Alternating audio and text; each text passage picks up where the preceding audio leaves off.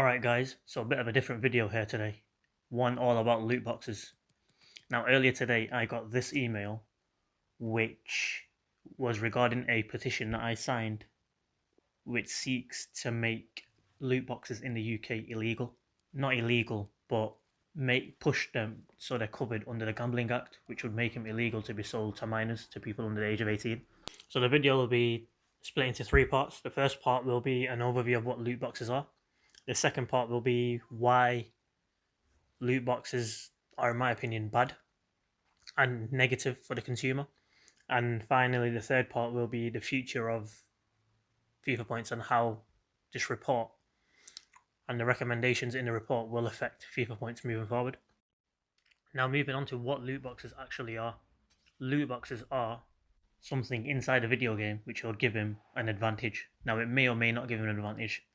That's the issue in the loot box. Now, there's two sorts of loot boxes. There's one that supports the pay-to-win gaming model, and FIFA is a prime example of that. I'll get into that in a minute. And then number two is one that gives you purely aesthetic things, and I think Fortnite is an example of that. And I'll get into that in a minute as well.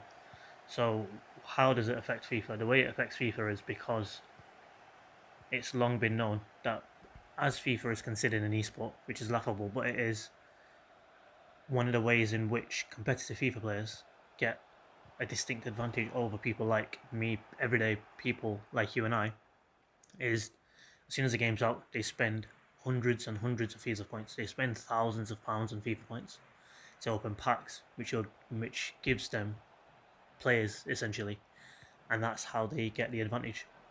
Now, the aesthetic way, so the second way, is Fortnite, where I think in Fortnite you can't buy something that will give you an advantage over the opposition. What you can buy is things that will make your player look different, or a skin for a gun example. Now, this is a problem in and of itself because Fortnite is aimed at children, essentially. Now, moving on to point number two, why, in my opinion, loot boxes are bad. Now, the first part of the video and the third part of the video are all factual. They're all based on facts, whereas this part is purely my opinion, so none of it is based on facts.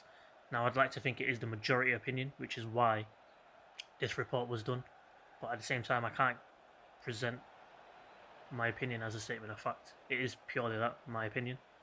So why are loot boxes bad? A prime example I can use is a couple of years ago when I bought my Samsung Galaxy Note 9. They had an exclusive offer where if you download Fortnite, you get this exclusive skin. Now, I didn't know about this. Someone on Reddit told me that I could actually sell this skin online, or the code for this skin, for £25. Instead, what I did was I gave it to my nephew, and I remember once he was playing with the skin that I'd given him, and his friends almost saw it as a sense of superiority that he had in the game itself, even though now they had no regard for his skill and talent in the game, but they looked at him, saw that he's got a skin that very few people had, and immediately thought he was better, and it caused rifts. Now, this is the main problem with loot boxes, because now gambling is horrible. If you're over the age of 18, then it's obviously legal, and that's because they say that a person over the age of 18 will be able to make the decisions as to whether to gamble or not. Now, talking about gambling addiction is a different problem in and of itself. However, what loot boxes does, what FIFA does, is if you look at the FIFA 20 case, it'll tell you that its age rating is 3 and above, which means anyone over the age of 3 can play it. So what that does is a 7-year-old can pick up FIFA, spend money, and buy players.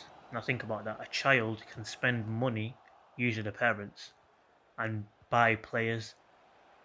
Now, the issue here is it is a form of gambling because it's completely randomly generated what player you're going to get, and it's that randomness which draws you in, which makes you open more packs because you think you're going to get a better player, and it just leads to someone spending thousands and thousands of pounds. Now, a couple of years ago, Belgium, I believe it was, and Netherlands passed a law which banned loot boxes, and that resulted in FIFA points being unavailable in those specific regions. Now, a couple of years ago, this matter came to the Commission in the UK, and there's a video of it on YouTube, and I'll see if I can link it. But there was a part where they asked why loot boxes shouldn't be considered gambling, and the EA representative, it may have been an EA representative, it may have been a loot box's general representative, but she said that the surprise mechanics is what differentiates it and what makes it not gambling. And what she means by that is here. I'll throw it up on the screen, and this is something that they brought in recently since that commission hearing, is the probability. Now, if you look at it, they've put these probabilities in. So what their argument, what EA's argument is it's not gambling, because if you go to a casino to gamble, there's a possibility that you put £100,000 down and you walk away with zero, and that's gambling. Whereas in FIFA, you can put £100,000 down and you won't walk away with zero. What you will walk away with is 100% chance of a 75 rated plus player. So the surprise mechanics is the potential of getting, a 1.4% chance of getting a one to watch player, an 8.4% chance of getting an 86 plus rated player, that sort of stuff. So that's what differentiates it from gambling. And now the third part, the future of FIFA points. I want to split this into two.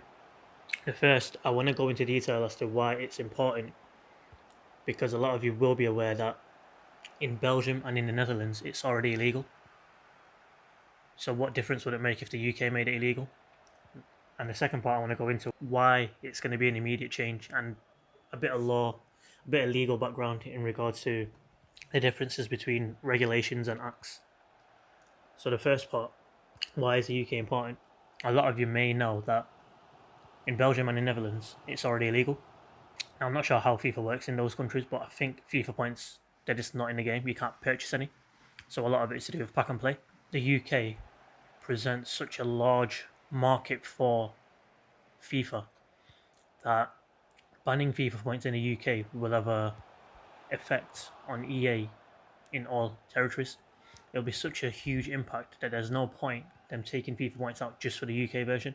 They might as well build a new system, which is what essentially will happen. They will replace FIFA points with something, because the UK is such a big denominator in the overall market share, if you like, of where FIFA's sold, FIFA's played, and where the revenue for EA comes in.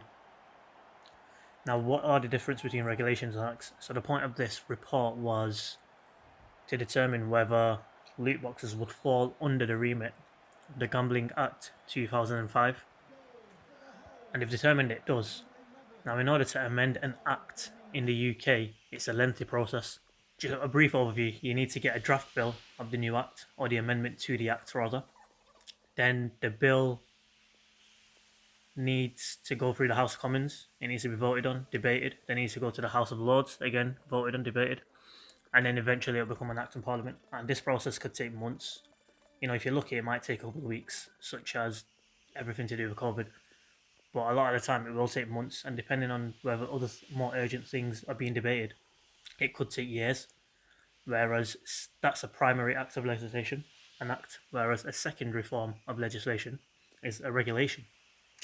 Now, what this report recommends is a regulation is passed, which can be passed by the committee that looked at this report within a matter of weeks, to protect the health of the consumers, most importantly, because gambling is an addiction, and it's not a good addiction to have, and I'm not sure if there's any addictions that are good to have, but this is an addiction which destroys lives. The report talks about how it could lead to suicide, it leads to the breakup of marriages, families, all sorts. So that's why they have recommended that the act be amended, which obviously will take years probably, but in the meantime they hope to pass a regulation which will come into force within the next couple of weeks, hopefully and ideally, but probably within the next couple of months, because obviously there's bigger things like COVID. But that's the difference between regulations and acts. So now that I've discussed the differences between a regulation and an act, let's talk about the report itself. Now, the report was published either yesterday or in the early hours of today morning. Now, it's a very detailed report. I've read parts of it, but the important parts for us is where it talks about loot boxes in video games. Now, it talks about what I've talked about, how it gives people an advantage, how it's available to kids when it should only be available to people 18 plus, etc. and because the game is available to play for people over the age of 3 and below the age of 18, therefore it should be banned. The most important part of this report are paragraphs 422 to 446, which go into detail about loot boxes. Because ministers in the UK already have the power to make regulations, they have suggested that they amend Section 3 of the Gambling Act 2005, which would need to go through Parliament. But what they can do in the meantime is pass regulations, and what the uh, what the report suggests, or rather recommends, is that ministers should make regulations under Section 6 of the Gambling Act to specify that loot boxes, so FIFA points, are games of chance, which make them fall into the remit of the Gambling Act, which would essentially make it illegal to allow someone under the age of 18 to buy FIFA points. Now, what does that mean for FIFA in the future? It means that FIFA points won't be allowed. How will FIFA combat this? Now, the biggest effect it's going to have is on pro players and content creators on YouTube, because they won't be able to put thousands of pounds into FIFA at the beginning of the cycle to gain viewers, to gain an advantage over the opposition. If it's banned in the UK, then the likelihood is going to be banned in the US, etc. But let's just take the UK, because it's such a big player. If it is banned in the UK, then the likelihood is that they'll have to change the entire model of how FIFA points work. Now, I'm sure they've already figured all this out, because, EA are a business. One of the main focuses of a business is to forward plan, to predict possibilities in the future, and they've always known that FIFA points at some point could get banned. So there's various ways that they could do this. They could make it so you can still pay to put money in, but instead of getting 100% chance at this player, what you will do is instead you'll pay, I don't know, £6, and for £6 you'll get a Thibaut Courtois, or you put in £15, and for £15 you'll get a Cristiano Ronaldo. Now, it may just be a loan version, but the loan version may be 100 games, for example. Or you could put in, I don't know, £100, and you get icon Ronaldinho. There's a whole number of ways they could do this. Or another way they could do this is you put in, let's say, £10, and you get 5 tokens. These tokens are then used in the game to get certain things which you need to play the game for, be good at the game for, and then you can exchange those in SBCs for packs or whatnot. There's a whole heap of ways that they can do this, because at the end of the day, there's hundreds and hundreds of laws that are passed, and there's hundreds and hundreds of ways that you can avoid the law, which doesn't make it illegal, but unethical. And that's how businesses like EA make money. Not by doing illegal things, because that would make them a criminal, but by doing unethical things, which the consumers, hey look, people like me, I've spent money on Ultimate Team and FIFA points when I promised not to.